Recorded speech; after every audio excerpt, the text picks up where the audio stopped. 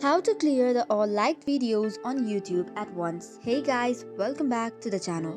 If you want to clear out all the liked videos on YouTube, first of all launch the app. Tap on your profile which is on the bottom right, and here you can see the list of your liked videos.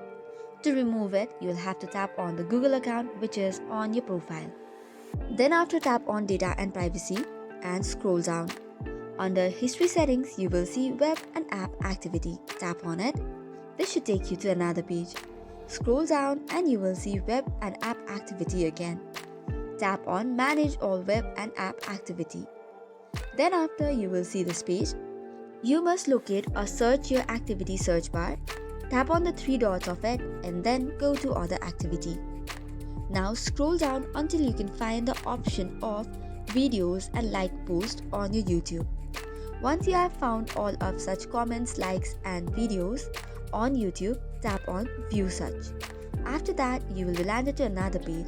From here, click on this cross icon and then tap on delete. This way you can clear all the liked videos on YouTube at once.